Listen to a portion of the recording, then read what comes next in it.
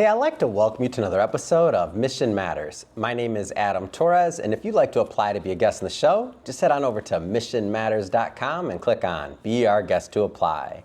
All right, so today I am in Irvine, California at the Medical Innovation Forum, and my guest is Angie Rowe. Angie, welcome to the show. Thank you so much for having me. All right, so we're on day 2 of the conference. I just got to ask, have you been to one of these conferences before, or is this one of your first? No, I've been to many of the Octane conferences. Yeah, so this is my second Octane conference. So you're a veteran. How many have you been to, or how many years have you been going, roughly? About three years. Usually attend 2 a year. They're Ophthalmology Tech Forum in June, and then we participate in this one. I just went to their last one, the Cardiovascular Tech Forum, and then this is my second one. So I wasn't around for Octane for June, but next year you better believe I'm going to be there. Okay, I'm a a big one. fan of the conferences so far and getting to know more about the organization. I have to ask, what keeps you coming back? We work with Octane kind of year-round. We have a board member on our board of directors at Beyond Blindness that is their business development person here, and a lot of the companies that participate in Octane's programming are sponsors of ours, corporate sponsors of Beyond Blindness, and also I'm a graduate of their Nonprofit Accelerator program, which is their program that they run.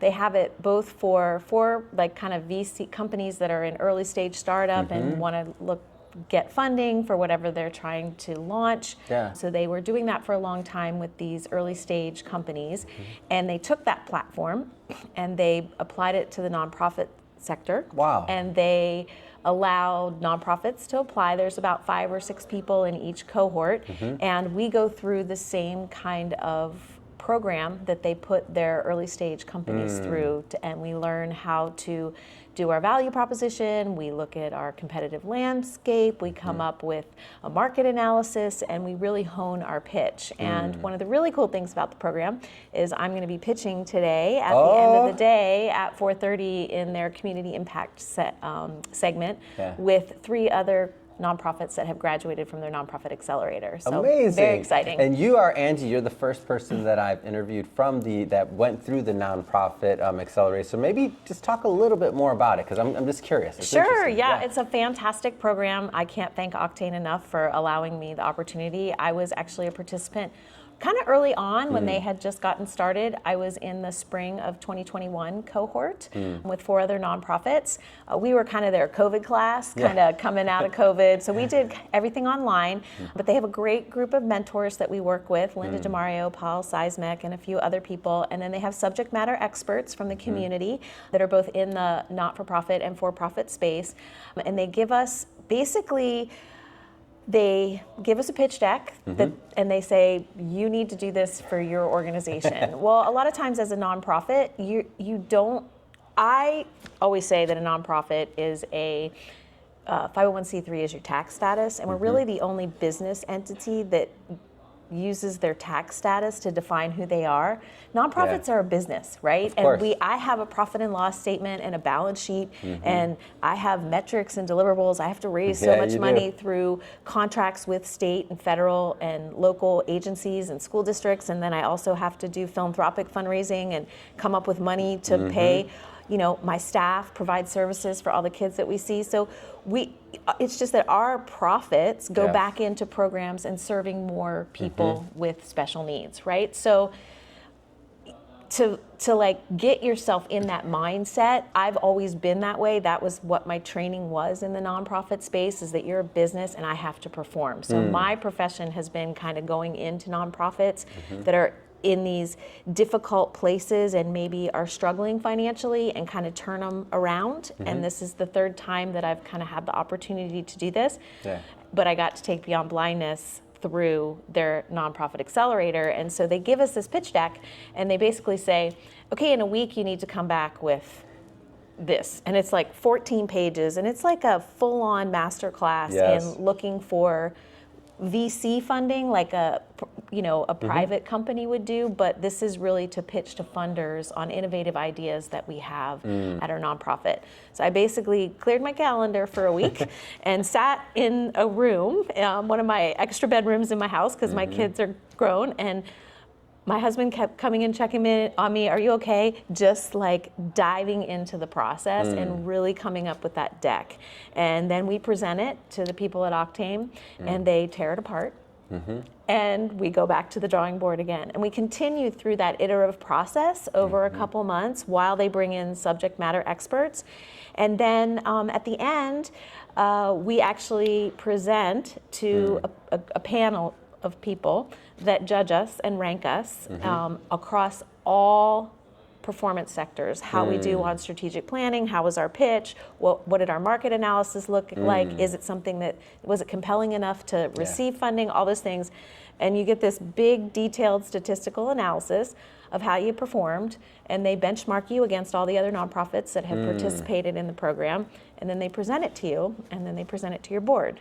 And so it's a really cool experience, and I think for us, what was so amazing and what I'm so appreciative of is the nuts and bolts of the pitch, even though I did it in 2021, really like honing the message and then coming up with the compelling ask. No matter what program within the organization that I apply it to, I'm able to take the bones and the skeleton and what I learned and craft my pitches according to whatever funder that I'm speaking to. Yeah. Because a lot of times in the nonprofit space, we have to do a lot of work when we prospect on aligning funders, their interests and what they like to fund with the work that we're doing. And not every funder is going to be interested in Beyond Blindness because they might be interested in other initiatives, which is totally fine. But when you do find those funders that have that alignment with either blindness, visual impairments, kids with special needs,